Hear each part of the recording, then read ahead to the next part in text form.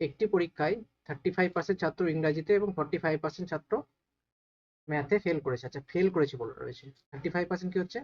Fail করেছে। তাহলে pass করবে কতজন? ইংরাজিতে পাস করবে কতজন? টোটাল যদি 100% হয়, টোটাল তো অবশ্যই সবসময় 100% হয়, তাহলে 35% কি হচ্ছে?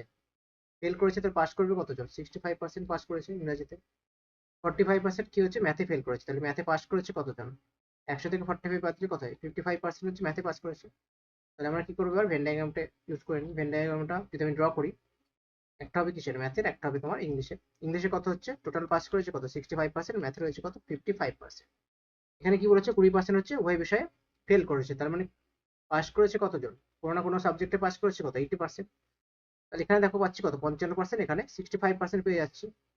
বাট আমার হওয়ার কথা কত? 80%। তাহলে আমরা কতটা বেশি পাচ্ছি?